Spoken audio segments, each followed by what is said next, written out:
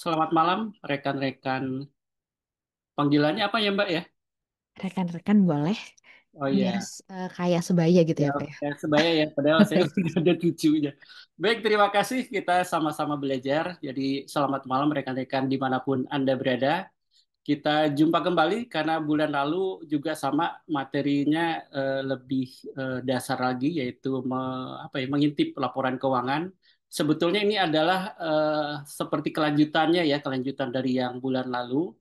Mudah-mudahan ada kelanjutannya lagi. Mudah-mudahan. Kalau kita lihat, coba kita share.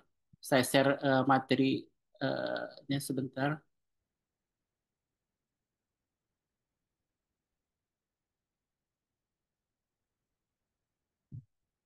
Nah, eh, mudah-mudahan nanti kita bisa melihat di sini ya. Minggu lalu hanya di satu aja bisnis dan laporan keuangan. Kemudian untuk hari ini kita coba tiga tiga materi kita gabungkan menjadi satu. Namanya jadi kita integrasikan. Dan kemudian mudah-mudahan nanti di bulan depan atau nanti ada kesempatan setelah ini, yaitu di yang kelima ya, kelima kita coba. Karena di lima itu lebih banyak rasio-rasio yang nantinya setelah kita menguasai sampai dengan materi hari ini, kita bisa melakukan analisa rasio ya, analisa rasio yang itu akan lebih menarik lagi kalau kita sudah memahami materi yang akan diberikan pada hari ini. Baik, seperti yang lalu kita coba review sedikit gitu ya bahwa laporan keuangan itu sebagai satu kesatuan di mana kalau laporan itu ada tiga biasanya di yang lazim gitu ya. Kalau di sini ada tambahan yaitu laporan perubahan ekuitas atau modal.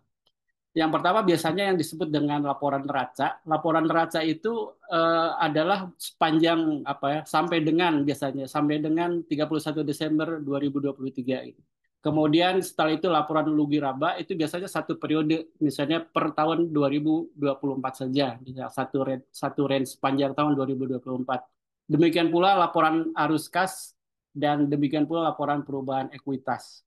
Jadi di sini sebetulnya sebagai satu kesatuannya laporan keuangan. Nah, kita coba potret neraca sebagai potret kondisi keuangan perusahaan.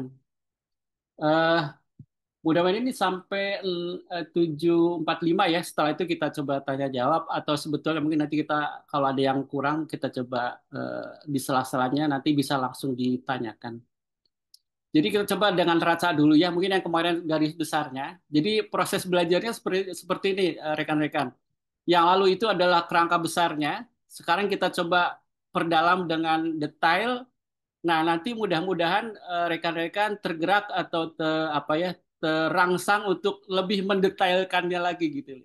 Jadi garis besar, gambaran besar, kemudian detail. Kalau sudah detail, coba detailkan lagi sampai kepada detail gitu ya. Nah, kalau sampai detail itu berarti teman-teman sudah ahli itu untuk membuat laporan keuangan dan menganalisanya. Baik, kita coba ini neraca potret kondisi keuangan perusahaan. Kita pakai dengan studi kasus. Nah, ini ya sebagai studi kasus seperti ini bisa teman-teman lihat. Dimisalkan teman-teman itu bikin satu bisnis antara berdua orang itu ya, misalnya Anda dan temannya gitu ya. Di situ sepakat bahwa oke kita bikin bisnis gitu ya, modal disetorin 100, posisinya rekan eh, 60%, terus temannya lagi 40%. Rencananya kita ingin membuat satu PT bersih yaitu perusahaan laundry misalnya. Nah, di sini pun apakah cukup modal disetor? Ternyata ketika lihat di bawahnya kebutuhannya, di bawahnya adalah kebutuhannya kira-kira ya dalam planningnya perlu dibeli peralatan laundry harganya 1.000, kemudian sewa tempat 1 tahun 300 misalnya, atau ya bisa jadi 3 tahun misalnya 300. Kemudian ada bahan pembantu 200, ternyata totalnya 1.500, 1.800 ya 1.500. Kemudian ternyata kurang, yang ada modal di setornya cuman 1.000, berarti kita perlu apakah pinjam ke bank, kredit kalau di sini kita sebut kredit itu tadi 800. Jadi ada 100, ada 1.800 di mana nanti 300 itu adalah kas untuk keperluan operasionalnya. Nah, di sini kita bisa lihat ya pendirian perusahaan bersih. Misalnya tadi kita sebut bahwa pada awal pendirian maka perusahaan baru didirikan mempunyai neraca. Nah, neraca seperti kemarin disampaikan ada tiga yaitu aset, kemudian bagian kewajiban dan ekuitas. Nah, di sini kita akan melihat, nah, saya ini agak mengganggu ini gambarnya. Kita akan melihat bahwa yang ketika perusahaan didirikan itu yang dimasukkan sebagai modal itu adalah ekuitas. Ekuitas adalah modal. Ya, di sini bisa dikatakan bahwa yang namanya neraca itu harus namanya neraca kan timbangan gitu ya. Kiri kanan harus sama gitu ya nilainya. Kalau kirinya 100, kanannya harus 100. Nah, di sini perusahaan memulai aktivitas pendanaan dengan setoran modal pemegang saham. Tadi kan ada dua orang ya. Yang satu setornya 600, yang satu setornya 400. Itu di bagian sisi sebelah kanan ya sebagai ekuitas ya, karena belum ada kewajibannya. Itu harus diseimbangkan dengan sisi sebelah kirinya yaitu kas ya. Ada kas yang satu masuk dari eh, pemegang saham A, yang satu masuk dari pemegang saham B. Totalnya harus sama. Neraca itu adalah 1.000 kiri, 1.000 kanan. Asetnya juga 1.000, kemudian ekuitas dan kewajiban juga harus 1.000. Lanjutkan. Di sini terakhir harus sama itu ya. Aset 1.000, ekuitasnya 1.000. Ini perusahaan baru mulai ya, belum baru baru sepakat bahwa perusahaan akan didirikan gitu dengan setoran masing-masing 600 dan 400. Nah, kemudian menyewa ruko rencananya kan karena ini perusahaan maka harus ada tempatnya kan. Tempatnya maka di sini dimasukkan sebagai 300 itu adalah 3 tahun sebetulnya. Kita menyewa 300 dalam 3 tahun. Di sini kita lihat di aset berarti kas tadi uang yang di store tadi terpakai 300 sebagai sewa ruko selama 3 tahun. Jadi tinggal kasnya 700 gitu ya. Nah, totalnya tetap 700 plus sewa ruko 3 tahun 300 totalnya tetap di 1.000 kiri dan 1.000 di kanan. Nah, kemudian di sini karena akan membeli apa menambah eh, kebutuhannya nanti di di jangka panjang maka pinjamlah ke ke ke bank. Sebenarnya agak sulit ya kalau baru kemudian pinjam ke bank. Anggaplah ini dapat gitu ya pinjaman dari utang jangka panjang bisa dari bank bisa juga dari yang lain gitu ya.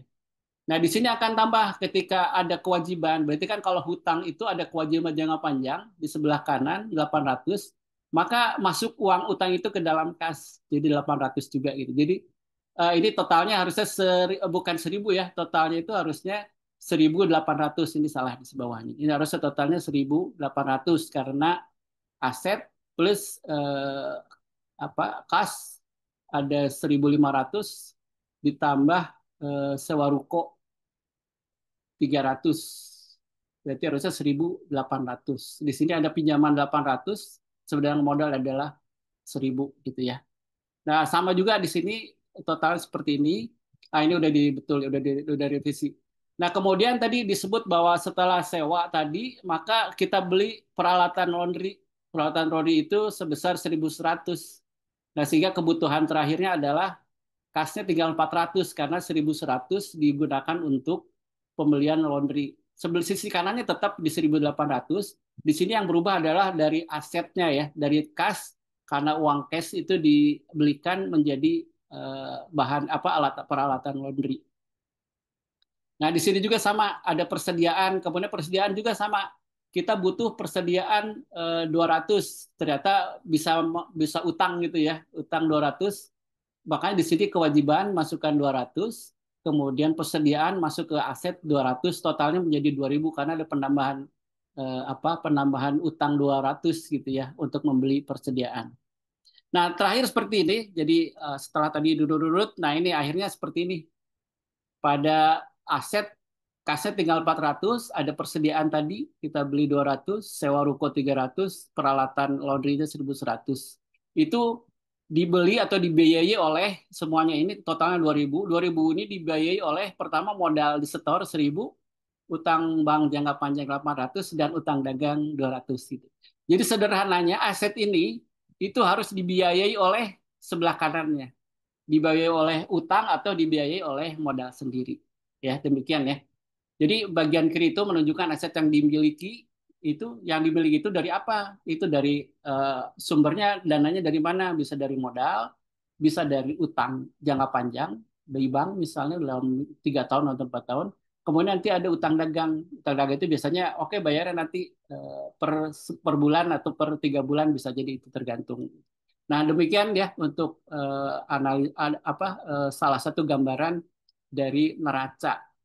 Jadi sebenarnya bisa dibagi lima, sebenarnya ada lima. Jadi yang pertama kewajiban jangka pendek, kewajiban jangka panjang, ekuitas, kemudian aset lancar dan aset tidak lancar. Jadi di sini dibagi menjadi 5 grup biasanya. Aset lancar itu biasanya isinya kas, persediaan, sama sewa ruko gitu ya.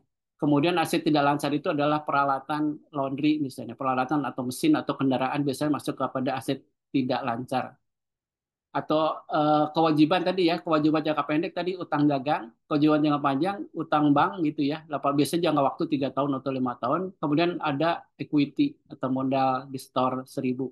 Jadi inilah posisi neraca ya kalau kita coba perdalam yang bulan lalu seperti ini. Ya, jadi seperti kita katakan tadi, ada 5 blok yang sebetulnya harus coba kita pahami di dalam neraca. Pertama, aset lancar atau current asset, kemudian aset tidak lancar atau aset tetap atau fixed asset, ya. Kemudian ada kewajiban jangka pendek atau current liability, kewajiban jangka pendek long term liability, dan ekuitas. Ekuitas itu sederhananya adalah aset dikurangi kewajiban. Jadi 5 blok ini yang harus difahami atau diingat oleh teman-teman ya. 5 blok ini, walaupun nanti ketika kita berbicara pendalaman secara detailnya lagi, ini banyak isinya. Yang disebut aset lancar itu apa aja banyak, dalamnya fixed asset itu biasanya dalamnya banyak juga gitu ya. Utang juga banyaknya dalam, jangka pendek juga banyak, jangka panjang juga banyak. Tapi paling tidak kerangka besarnya dapat 5 blok ini yang harus difahami. Ya, itu adalah dari sisi neraca. Sekarang kita coba bicara dari sisi laporan laba rugi. Laporan itu seperti yang bulan lalu disampaikan, itu adalah pertama adalah satu periode, gitu ya, misalnya dalam 1 tahun gitu ya. Apa isinya? Biasanya kalau laba rugi itu pertama adalah dari sales atau penjualan. Nah, penjualan itu kemudian terdiri dari apa nanti turunannya ada produk, ya produk atau disebut dengan harga pokok penjualan atau HPP gitu ya. Biasanya kalau HPP itu nanti di detail ke bawah dan kemudian ada biaya. Biaya itu sebetulnya operasi di luar dari harga pokok penjualan barang itu misalnya. Kemudian yang terakhir adalah laba. Laba itu biasanya penjualan dikurangi HPP dikurangi biaya maka menjadi laba atau profit.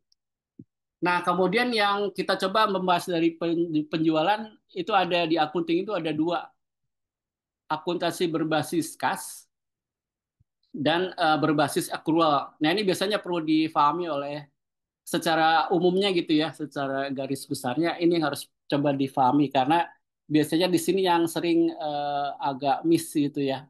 Nanti kita coba lihat bagaimana cara pencatatannya secara garis besarnya. Jadi kalau berbasis kas itu ya seperti kita jual beli biasa, beli barang cash gitu ya. Barangnya dapat, uangnya langsung diberikan gitu ya. Tapi kalau accrual itu biasanya terjadi setelah barangnya sudah kita kirim, tapi biasanya bayarnya jatuh aja temponya 30 hari, ada yang 60 hari gitu ya. Pembayaran itu melalui pembayaran itu di masa depan gitu, nggak langsung cash gitu ya. Biasanya apakah oke biasa dibayar nanti sekitar 30 hari baru dibayar gitu ya. Nah, itu yang disebut dengan akural. Tapi itu sudah dicatat sebagai pendapatan. Nah, ini mungkin contohnya lebih gampang melihat dari modelnya ya, dari grafik atau dari ya seperti gambar-gambar seperti ini. Nah, di sini kita contohkan bahwa pada tanggal 2 Juli perusahaan menjual 10 piece produk secara tunai 100 dan 5 piece produk secara kredit. Kredit itu artinya yang 10 ini cash, yang 5 itu adalah kredit. Kredit itu masih nanti dibayar sebulan kemudian ya, 30 hari setelah barang diterima sedia 50. Biaya yang terakhir untuk pengadaan barang ini adalah 75 untuk 15 piece. Jadi harga pokok penjualan barang 15 piece itu adalah 75. Gimana pencatatannya secara berbasis accrual sama berbasis kas? Kita lihat kalau berbasis kas gitu ya. Ketika yang jual 100 langsung dicatat 100 saja sebagai kasnya. pada bulan pertama. Kemudian sisanya 50 baru dicatat 50-nya di bulan kedua. Sehingga totalnya 150 gitu ya dengan harga pokok 75 dan labanya 75. Nah, kalau akrual bisa di sini lihat perbedaannya. Jadi akrual itu langsung dicatat seluruhnya. Jadi apakah itu apa 150 itu di apa dicatat semuanya di bulan pertama itu 150. Demikian juga dengan HPP dan labanya langsung. Jadi sehingga totalnya langsung di situ. Jadi tidak ada pencatatan di bulan kedua. Jadi semuanya dicatat di bulan pertama termasuk beban-bebannya itu dimasukkan ke situ. Kalau yang berbasis kas kan bebannya mengikuti atau proporsional gitu ya. Kalau 100 berarti bebannya di 75, labanya cuma 25 gitu ya. Kalau yang di sini langsung laba karena di bebannya dibebankan di awal di bulan pertama. Walaupun akhirnya sama, totalnya sama gitu ya. Pencatatan akuntansi berbasis kas dan berbasis akrual. Demikian ya, mudah-mudahan lebih memahami dari sisi penjualannya ya. Nah, sama seperti ini lebih detail lagi. Pencatatannya seperti ini, sama ya seperti tadi dijelaskan. Kita coba langsung saja. Nah, ini juga sama gitu ya. Nah, sekarang bagaimana cara menghitung harga pokok penjualan harga pokok penjualannya seperti HPP itu gimana sih sebetulnya? Ini lebih kepada persediaan itu berada di aset juga ya, berada di aset. Nah, nanti bagaimana persediaan itu tergantung misalnya kalau kita beli di persediaan awal harganya 50, kemudian ada pembelian 80, kemudian ada jadi kan total tersedia dijual ada 130 gitu ya. Nah, kemudian saldo dari ketika dijual 100 kemudian ada penjualan 130 sehingga saldo akhir persediaan adalah 30 gitu ya. Jadi yang dijual adalah 100 dari 130. Seperti ini secara gambar besar tapi sebenarnya tidak sesederhana ini gitu ya. Tidak sesederhana seperti ini. Nah, seperti ini nih produk produk HPP ya di sini gimana cara menghitung produknya dari penjualan ini yang tadi kalau kalau misalnya barangnya cuma trading itu mudah gitu ya itu biasanya nanti berkaitan dengan Vivo, Livo atau harga rata-rata. Di sini disebut dengan harga yang mana yang dipakai untuk HPP gitu ya. Ketika ada penjualan misalnya tidak sesuai dengan jumlah yang kita beli. Ada stoknya kan stok itu pembelian tidak langsung stok 2000 misalnya. Biasanya stok 500 dulu harga X, kemudian harga beli lagi, harga Y berbeda lagi gitu. Nah, kita pakai yang mana? Tadi ada beberapa metode cara melakukan seperti tadi. Itu sudah kepada yang lebih kepada detail tadi. Itu kita coba lupakan dulu gitu ya. Nah, seperti tadi bagaimana dengan sewa ruko. Nah, sewa ruko itu menarik gitu ya. Sewa ruko 303 tahun. Kalau tadi kan dilihat semuanya berada di dalam aset gitu ya. Jadi perubahan dari kas menjadi sewa ruko. Seperti apa? Nah, nanti pembebanannya antara neraca dengan laporan tadi, laporan laba rugi. Di sini neraca ketika terjadi kesepakatan di aset lancar gitu ya. Sewa 3 tahun bayar di muka itu pada eh, tahun 00 itu belum belum terjadi di tahun tersebut di penjualan di lugi laba ruginya. Tapi kemudian baru dicatat di laba rugi tahun ke-1. Di mana kalau tahun ke-1 itu sewa 1 tahun itu dibebankan ke laporan tahun tersebut gitu ya, tahun pertama. Nanti sewa yang kedua, tahun kedua, sewa yang ketiga, tahun ketiga kan 3 tahun. Jadi pembebanannya itu kalau di neraca makin lama makin kecil gitu ya, makin habis, makin habis, makin habis, makin habis dibebankan ke laporan rugi, laba rugi. Ini juga sama nih kalau misalnya sebenarnya lebih lebih detail lagi ya karena ada beberapa metode dari penyusutan ya. Nah, kalau kendaraan itu nanti masuknya ke penyusutan ini di aset aset tidak bukan aset lancar sebetulnya ini. Ini aset aset tetap ini ya. Aset lancar ini yang orange ini masuknya aset tetap sebetulnya. Aset tetap ya sama. Oh ya betul udah. Ini aset tetap masuknya bisa beli kendaraan nanti akan disusutkan selama depresiasinya itu 4 tahun gitu ya. Harga belinya bisa 200. Nah, di sini ada beberapa metode, ada saldo menurun sama metode garis lurus ya. Saya kira ini kita percepat karena ini lebih yang masuk ke detail tadi ya. ke detail. Nah, itu yang rata biasanya dibagi, kalau itu dibagi rata. Kalau yang tadi sebelumnya Sadomurun itu pertama besar gitu ya, bagi dua, misalnya 200. Setengahnya untuk tahun pertama 100, kemudian tahun kedua setengah dari 150, tahun ketiga setengah dari 50, 25, sampai yang disebut terminal value. Karena kalau tidak di terminal value kan itu nggak ada, oh, makin lama makin terus, jadi tahunnya pasti lama gitu. Maka dipastikan di prestasi 4 tahun terminal value-nya nol, maka di sini tetap sisanya ya 25. Kembali bahwa ini akan dibahas nanti kalau udah berbicara kepada detail gitu ya. Ini masih gambaran besarnya. Nah, ini gambaran ya. Nanti ada yang disebut dengan aktiva tetap itu, atau aset aktiva tetap itu disebut itu biasanya tanah, alat produksi, alat kantor, kendaraan, bangunan, dan lain. Yang biasanya tidak ada akumulasi penyusutannya itu biasanya tanah, karena makin lama dia makin harga tanah itu makin naik gitu ya. Biasanya yang disusutkan itu bangunannya, kendaraan sama alat produksi. Saya kira ini kita gambarannya aja ya, gambaran besarnya gitu ya, seperti ini. Nah, sekarang bicara tentang laba ya. Tadi kan penjualan, tadi produk HPP sudah kita bahas sebentar. Biaya itu biasanya di luar ini, di luar HPP ya. Yang tadi luar HPP itu biasanya biaya-biaya itu masuk ke ini. Nah, sekarang kita bicara langsung kepada laba. Laba juga bisa terbagi. Jadi ada yang disebut laba sebelum bunga dan pajak gitu ya, laba operasi atau profit before interest and tax, PBIT. Kemudian juga setelah itu ada laba setelah interest atau biaya bunga. Jadi dikurangi lagi biaya bunga gitu ya, labanya. Dikurangi lagi nanti dengan tax atau pajak.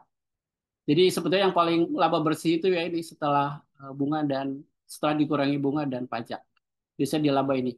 Kenapa akan ditulis laba laba bersih ini? Nanti di sini akan terintegrasi dengan neraca nantinya. Jadi nanti kita coba lihat kemana sih larinya kalau laba yang sudah bersih ini, apa, ke di neraca dicatatnya di sebelah mana ya. Nah, ini hasil akhir seperti ini. Yang tadi ini gambarannya, biaya bunga bunga kurangi pajak pajak, eh, akhirnya laba bersih. Nah, ini hasil akhirnya seperti ini. Nah, apa yang dapat dibantu keterbatasan laporan laporan laba rugi? Biasanya eh, laba rugi itu dibuatkan untuk memahami kinerja perusahaan pada tingkat internal perusahaan. Laporan memberikan gambaran yang baik untuk jalannya perusahaan gitu ya. Kemudian juga laporan rugi itu biasanya per tahun, apakah analisanya bisa juga per bulan ya. Biasanya kalau yang lebih detail itu per bulan, tapi biasanya paling tidak setahun harus dibuat laporan laba rugi gitu ya. Nah, bila perusahaan sudah mempunyai plan atau budget, maka kinerja perusahaan juga dapat dibandingkan. Jadi compare-nya bisa, misalnya untuk rencana kerja tahun 2026, misalnya sekarang udah mulai biasanya buat gitu ya. Kira-kira kita bikin laporan, kira-kira penjualan akan target berapa, terus kemudian HPP-nya berapa, nanti bisa ketahuan kira-kira labanya tahun depan akan berapa gitu ya. Pada akhirnya kalau dari plan itu nanti kita biasanya untuk menjaga sejauh mana ini bisa tidak jauh dari rencana lah. Artinya biasanya varian, menyebutnya penyimpangan itu adalah varian. Varian itu tidak terlalu lebar gitu ya. Sekaligus untuk mengontrol kalau masih jauh ke target, harus ada perubahan plannya gitu untuk mengejar itu. Baik, sekarang ini laporan ketiga yang terakhir, laporan arus kas. Nah, ini biasanya jarang dibahas, ini biasanya cuma neraca saja yang dilihat gitu ya. Kemudian setelah itu dilihat laporan laba rugi saja gitu. Biasanya laporan arus kas itu nggak terlalu diperhatikan. Padahal sebetulnya kalau dalam perusahaan itu betul laba itu penting gitu ya. Tapi jauh lebih penting itu kas ya, uang uang kasnya, arus kasnya itu lebih penting. Percuma misalnya labanya besar, tapi nggak ada kasnya, nggak ada duitnya. Jadi kalau istilah di orang keuangan itu, laba itu adalah king gitu ya. Tapi kalau kas itu adalah King Kong, jadi lebih besar gitu ya. Jadi sebetulnya kas itu lebih penting. Misalnya untuk bayar gaji gitu, kalau nggak ada uang kas, bayar sama laba gitu. Pasti laba kan belum tentu kas gitu. Tapi nanti di arus kas ini kita menganggap bahwa laba itu adalah sumber kas gitu ya. Mari kita lihat seperti ini ya. Nah, ini tadi kita coba gabung ketiga tadi ya, antara tiga tadi ya.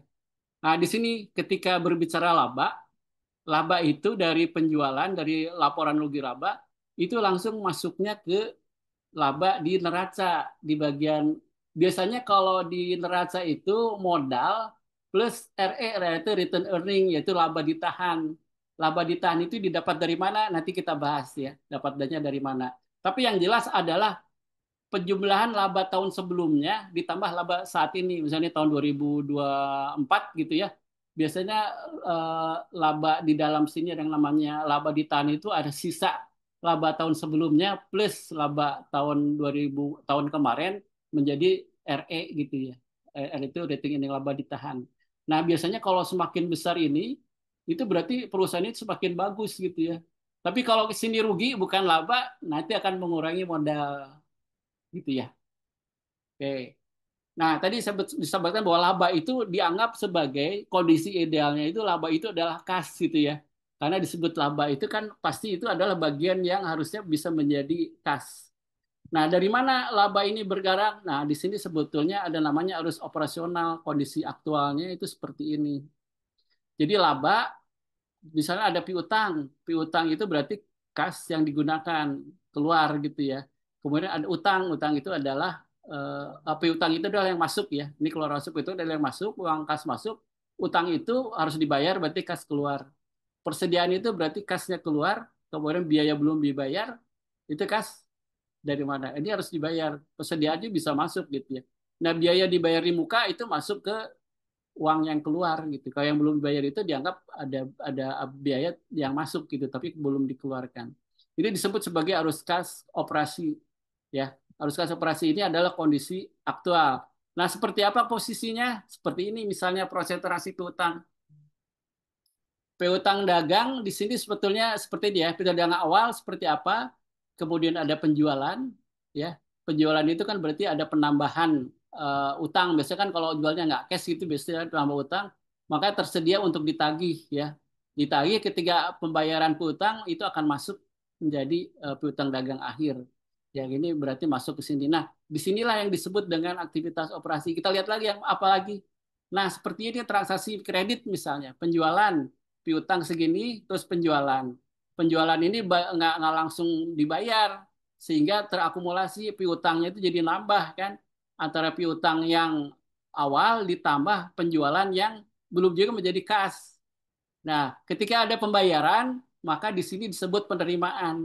Makanya ada selisih piutang karena penerimaannya itu tidak nilainya tidak sebesar apa penjualan yang terjadi pada waktu itu, sehingga masih ada sisa selisih piutang dari hasil operasional saat itu, maka akumulasi ya, jadi piutang awal plus selisih piutang, jadi lebih luas ininya.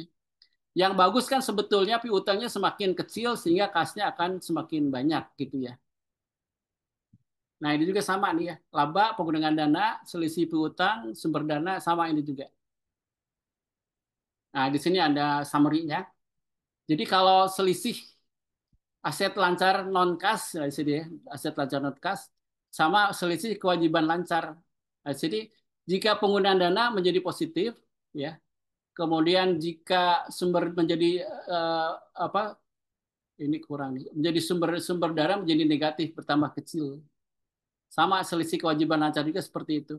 Jadi kalau kita punya uang gitu ya, kalau untuk membayar berarti kan menjadi kecil kasnya gitu ya, menjadi negatif. Tapi kalau misalnya menjadi masuk ketiganya orang lain bayar ke kita uang masuk maka menjadi positif utama besar kasnya.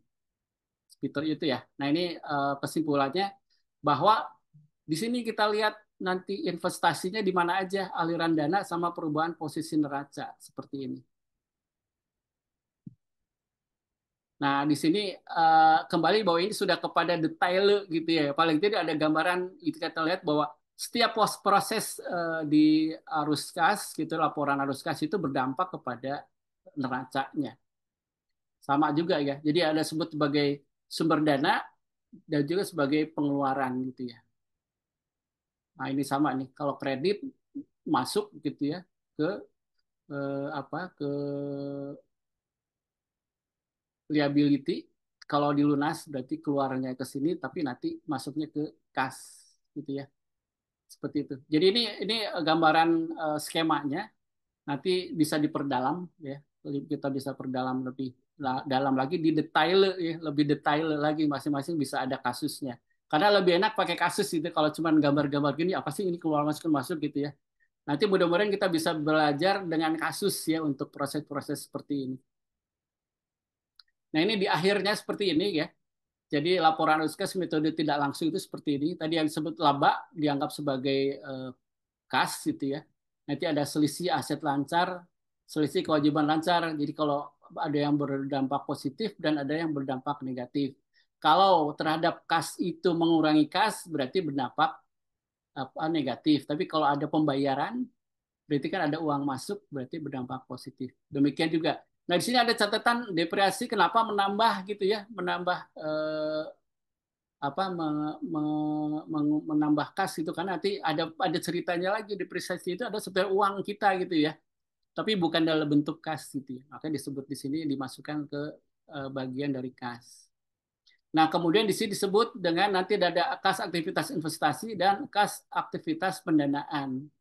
Jadi kas aktivitas investasi itu bisa dilihat di sini. Jadi kalau ada penggunaan dana dan ada sumber dana. Seperti aset misalnya, ketika aset itu dijual, maka masuk ke kas gitu ya. Jadi dia menjadi sumber dana. Tapi ketika kita beli aset seperti kendaraan misalnya, maka terjadi penggunaan dana gitu ya. Ketika penggunaan dana berarti kasnya akan berkurang. Nah, di sini sama juga penggunaan dana selisih ekuitas sama kewajiban. Ketika kita membayar eh, membayar hutang jangka panjang berarti kan kasnya negatif gitu ya. Tapi kalau kita mendapatkan utang gitu ya dari bank berarti kasnya menjadi positif. Saya kira sederhana gitu ya antara keluar masuk ya. Nama juga arus kas itu ya. Nah, nanti di akhir sebetulnya arus kas ini itu akan berdampak kepada kas awal, kemudian ada proses di sini sama akhirnya menjadi kas akhir gitu ya. Nah, seperti ini. Kalau secara gambaran di tertulisnya seperti ini. Jika pertama laba, di sini laba, kemudian dalam periode 2024 misalnya laba, kemudian nanti akan masuk kepada arus kas operasi. Operasi itu seperti ini tadi yang kita sebutkan tadi. Ada penurunan piutang dagang, ada penurunan piutang karyawan, ada kenaikan persediaan, kenaikan utang uang muka misalnya. Ketika kenaikan persediaan kenapa negatif? Karena kita beli kan persediaan itu misalnya barang kita beli gitu makanya di sini kasnya menjadi negatif. Tapi ketika penurunan piutang dagang kan berarti ada yang bayar gitu ya dari hutang bayar menjadi mas positif. Seperti ini kemudian nanti diurut sampai bawah ada kenaikan uang ada penurunan utang dagang berarti kan utang dagangnya dibayar kasnya keluar menjadi negatif seperti tadi ya. Keluar masuk aja yang kita lihat. Sehingga pada akhirnya harus kas aktif operasi menjadi 382. Setelah ini di jumlah gitu ya tambah penyusutan itu dianggap uangnya masuk itu disebut makanya plus 382. Nah aktivitas investasi kenaikan itu sama ketika kenaikan aktivitas tetap berarti ada pembelian keluar ini menjadi negatif dari uang kasnya. Kemudian ini penurunan kredit investasi berarti kan kita bayar bayar utang menjadi negatif di kasnya gitu ya. Sehingga selisihnya minus.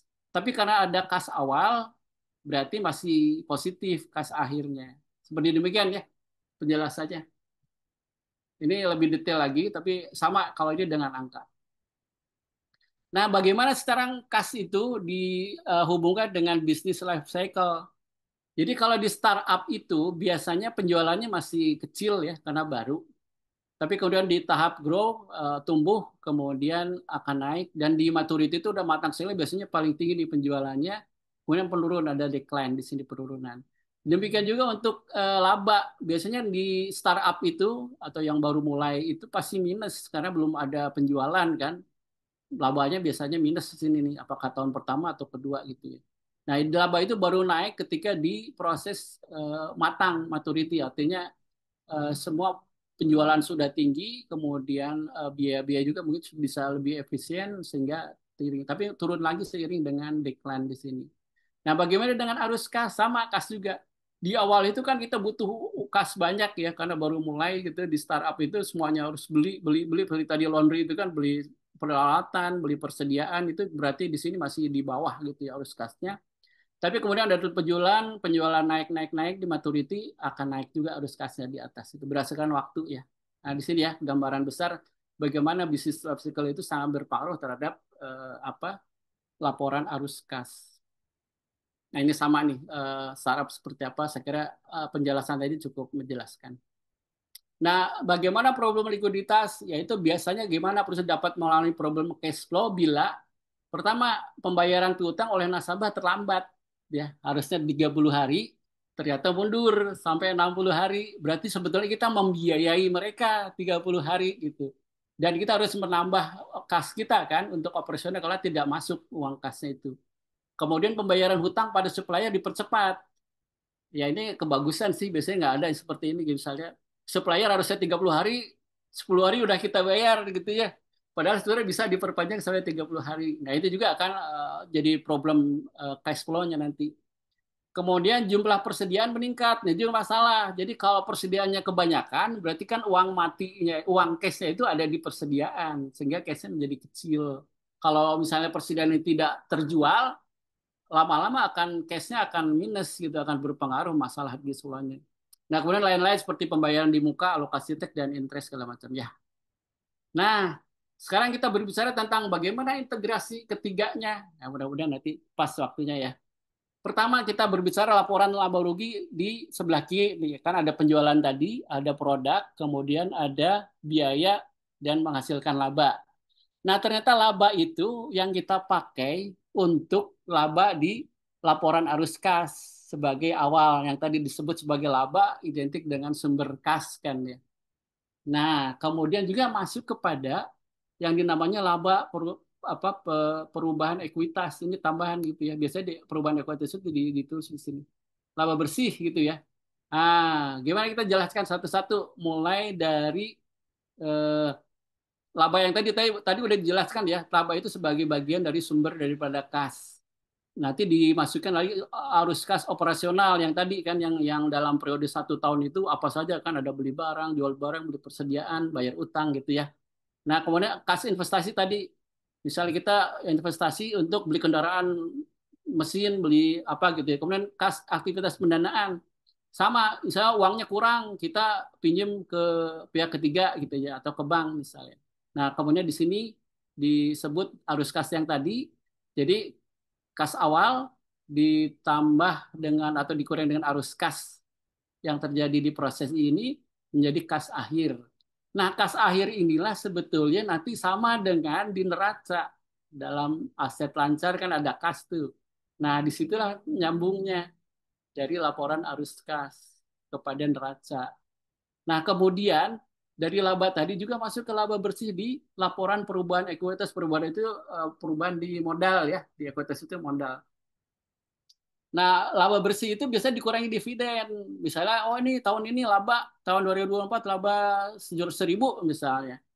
Wah, kita bagi dividennya berapa nih? Kita bagi misalnya 30% aja kita bagi buat dividen. Nah, dikurangi dulu nih laba bersih misalnya 1.000 kurangi 30%, berarti tinggal 700 nih. Apa 300 dibagiin jadi dividennya 300. Nah, yang 700 sisa dari dikurangi itu ditambahkan dengan laba ditahan 2023. Misal laba ditahan sebelumnya ada 2.000, berarti ada laba ditahan ini adalah saldo sama dengan saldo laba ditahan berarti 2.000 plus 700. Jadi 2.700. Nah, 2.700 inilah yang masuk ke laba ditahan yang di dalam modal sebagai bagian daripada modal ya dimasukkan di sini.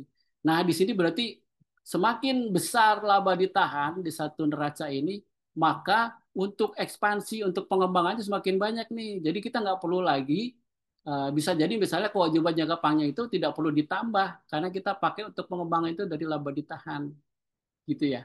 Nah, di situ sebetulnya integrasinya dari 3 laporan itu per 4 gitu ya, yang perubahan ekuitas itu pengaruh kepada laporan laba rugi, kemudian kepada arus kas, dan kepada neraca. Jadi 3 itulah terintegrasinya.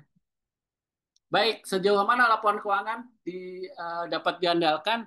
Nah, di sini masalahnya sebetulnya tergantung kepada sebanyak sejelas apa dan selengkap apa data transaksi yang terdokumentasi menurut suatu prosedur baku. Kadang-kadang kan data itu banyak sekali. Kalau perusahaan dagang dan UMKM mungkin sederhana. Tadi misalnya laundry ya cuma segitu ya. Tapi bayangkan perusahaan manufaktur, manufaktur itu banyak ya.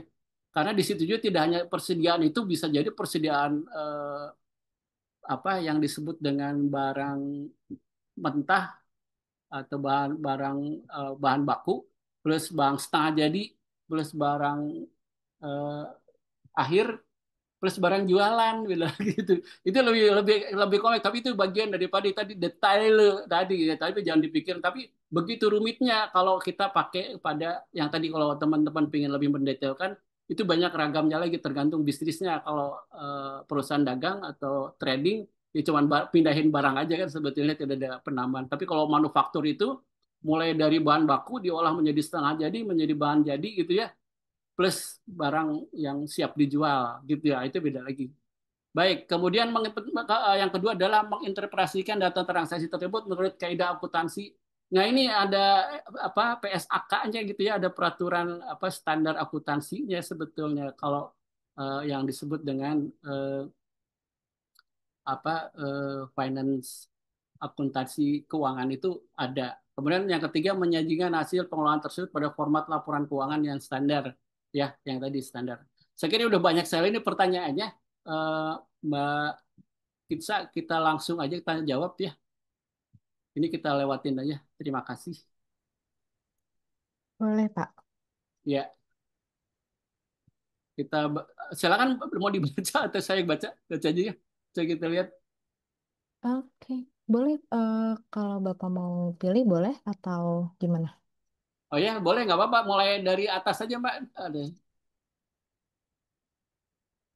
Ini yang atas ini.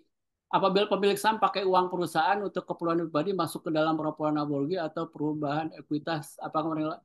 Nah, ini nggak boleh. Sebenarnya nggak boleh ya. Kalau perusahaan UMKM mungkin karena pemiliknya juga adalah manajernya gitu ya, pemiliknya juga punya bagian keuangan, ya itu terserah dia. Kembali kepada ini integritas sebetulnya, Mbak. Kemudian kalau semakin besar itu ada yang namanya dilema ya. Dilema itu artinya ketika perusahaan itu besar, artinya kalau antara pemilik sama yang melaksanakan operasional di perusahaan itu berbeda, itu nggak boleh. Itu akan tidak boleh dicatat sebagai pinjaman pribadi gitu ya. Kalau PT ya, PT itu nggak ada itu, karena udah jelas itu operasional seperti apa, keperluannya untuk apa, itu sangat terlihat sekali gitu ya. Jadi kalau di laporannya nggak boleh itu. Kalau misalnya tadi pakai uang perusahaan untuk keperluan pribadi, namanya pinjaman, tetap ditulisnya sebagai pinjaman karyawan, ada itu kan biasanya di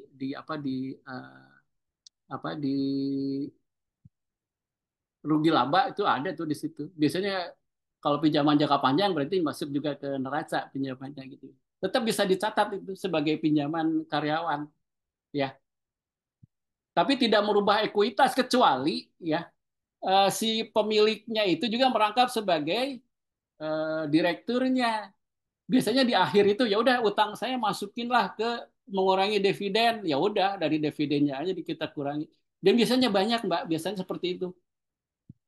Biasanya perusahaan yang baru mulai itu si pemiliknya itu eh, mengambil misalnya dana, biasanya digaji lah, digaji kan sebenarnya belum ada apa penghasilan, belum ada penjualan, tapi dia sudah menggunakan bisa. Tapi biasanya setiap keuntungan dia akan dikurangi gitu ya, dividennya itu dikurangi dari utangnya dia gitu.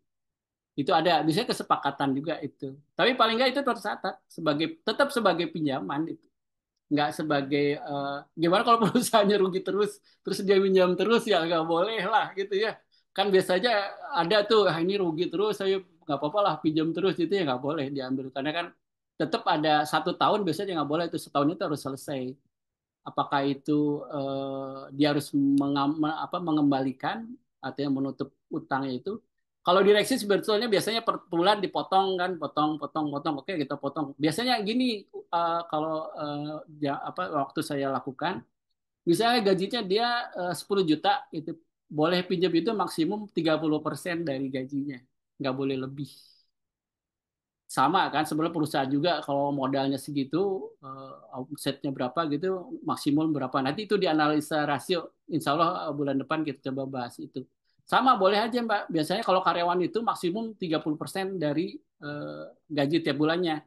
Karena nanti dari situ pemotongannya tidak berat gitu ya. Artinya ketika tiap bulan dia dipotong gitu ya, tidak berat gitu ya. Misalnya potong 30% dari gaji gitu ya. Tapi pinjamannya misalnya 1 tahun kali aja 30% setahun itu. Jadi setiap bulan kita potong 30%, 30% sampai setahun itu biasanya selesai. Biasanya kami itu tidak boleh melewati dalam 1 tahun deh untuk untuk karyawan yang mungkin baru 1 2 tahun gitu. Biasanya biasanya di HRD-nya ada skemanya ya, atau bahkan direksi pun pada skema ada beberapa perusahaan itu justru dia sekian tahun justru dikasih saham, jadi dia punya saham di perusahaan itu. Itu kenapa? Ya tadi ada dilema-dilema tadi ya. Ketika antara si pemilik sama yang operasional kan biasanya beda tuh kepentingannya. Yang operasional bikin aja laporan rugi laba bagus sehingga nanti ada bonusnya besar.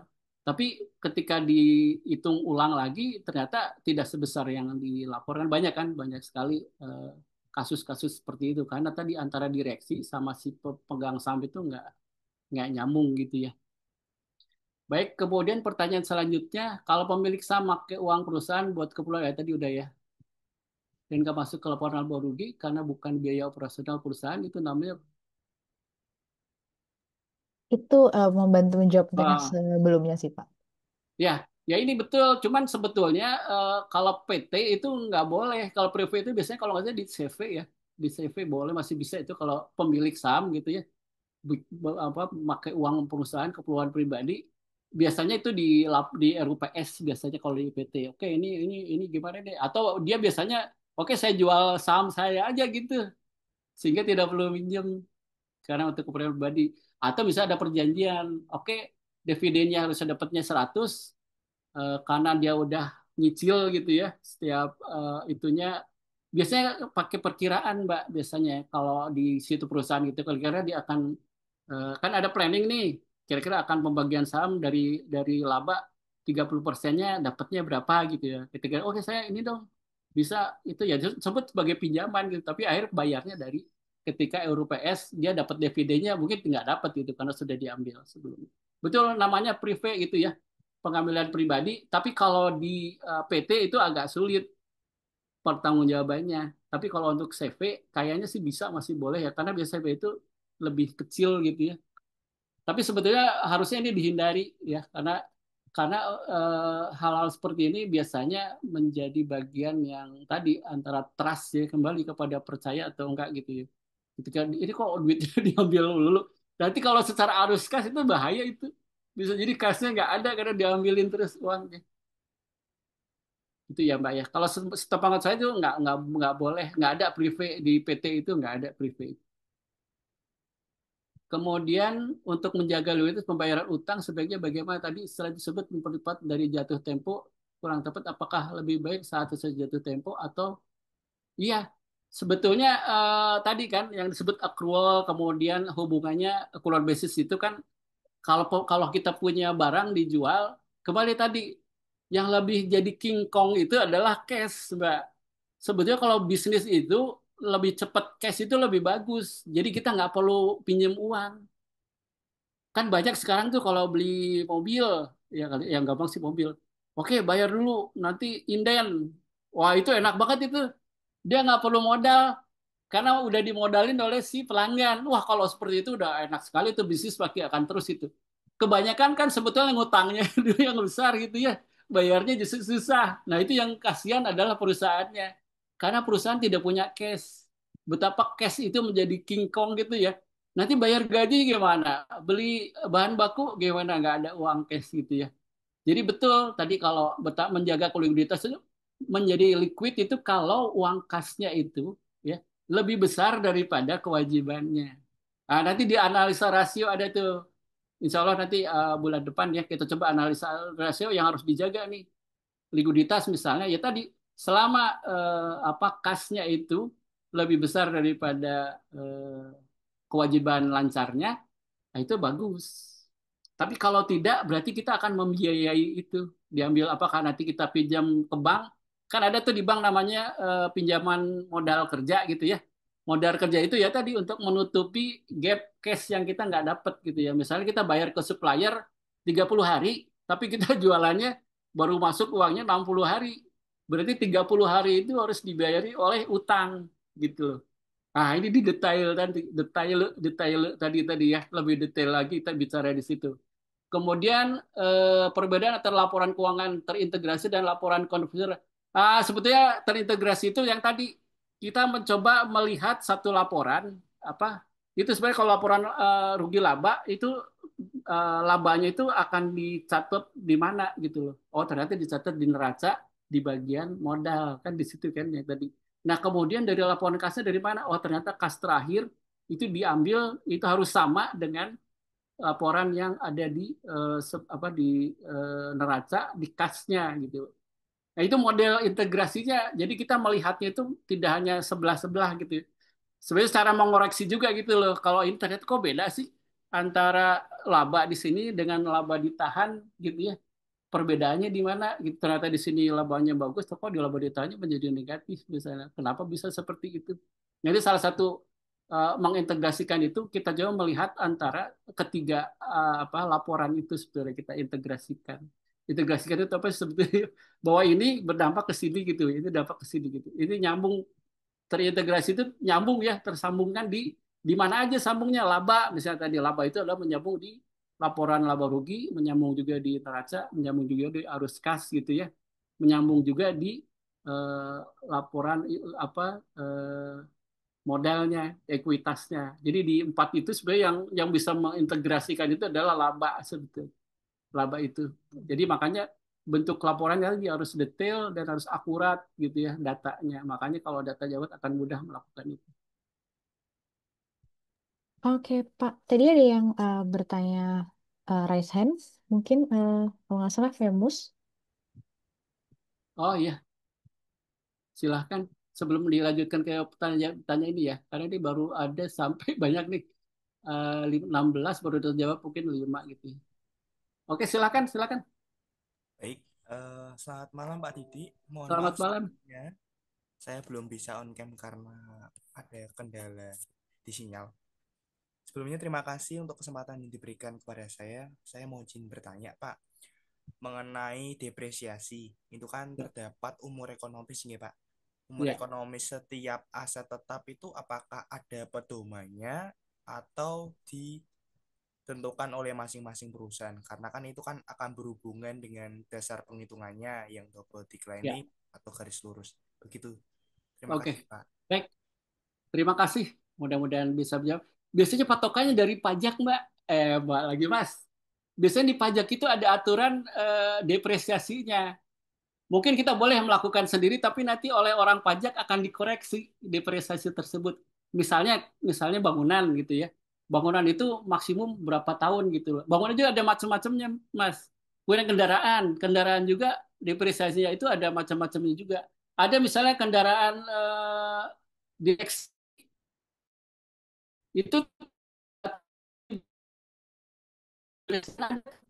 maksimum sekian lama gitu loh, tidak tidak bisa panjang. Itu patokannya biasanya aturan pajak. Biasanya kalau kami itu ubah itu.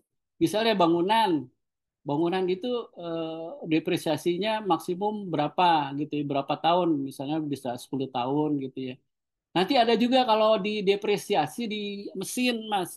Mesin yang terbuat dari besi misalnya itu harus didepresiasikan beda dengan yang terbuat bukan dari besi. Nah, biasanya kalau bisa di googling aja misalnya depresiasi menurut aturan pajak. Biasanya kami melakukan itu. Karena kita tidak ingin ketika bayar pajak dikoreksi gitu ya. Karena biasanya kan depresiasi itu akan mengurangi laba sebetulnya kalau di laba rugi itu kan penyusutan itu bagian daripada biaya. Nah, kalau misalnya kendaraan harusnya cuma 4 tahun gitu ya, tiba-tiba kita masukkan ke 5 tahun, itu akan dikoreksi itu oleh orang pajak menjadi 4 tahun, gitu ya. Jadi atau tidak diakui pengurangan itu. Jadi penyusutan karena penyusutan itu adalah sebagai biaya dan itu mengurangi daripada apa laba ya, karena kan penjualan dikurangi HPP, kurangi biaya, itu menjadi laba. Nah, kalau pajak itu ngelihat di situ. Biasanya mereka punya aturannya. Bangunan yang nggak boleh didepresiasikan sebetulnya tanah. Tanah itu karena secara natural itu akan naik harga tanah itu makin lama makin, maka tidak ada depresiasi untuk tanah. Tapi kalau untuk bangunannya ada. Nah, di sini biasanya kami mengaitkan kepada aturan perpajakan. Itu suka beda-beda, Mas. Jadi ada patokannya adalah dari pajak biasanya untuk depresiasi. Karena hubungannya tadi, ketika kalau kita inginnya semua depresiasi terus aja, bisa garis lurus 10 tahun gitu, kendaraan gitu ya. Gitu kan lebih enak gitu. Setiap bulan dikurang-kurangi atau didepresiasi misalnya. Depresiasi pakai apa? Dengan saldo menurun juga lebih enak. Biasanya perusahaan lebih senang di situ, Mas. Karena ketika tahun pertama ada depresiasinya 50%, kalau saldo menurun biasanya 5% daripada harganya, itu pasti minus kan? Pasti kurangnya banyak, laba berkurangnya banyak gitu. Itu harus konsisten juga kalau orang pajak. Kalau pakai metode yang satu tidak boleh berubah-ubah tiap tahun. Berubah misalnya nanti saya berubah jadi garis lurus gitu ya. Ketika sudah mendekati itu nggak boleh, tetap harus konsisten.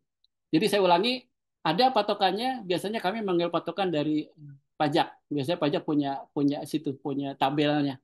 Ada tabel depresiasi. Misalnya alat kantor, komputer itu ada mas, depresiasinya ada berapa gitu.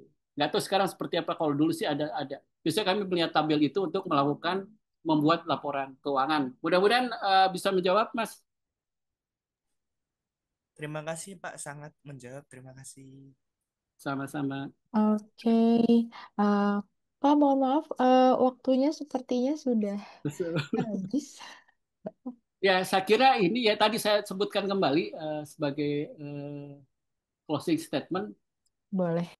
Sebetulnya tidak menakutkan untuk mempelajari ini gitu ya. Makanya tadi judulnya ini judul kan cukup bombastis ya.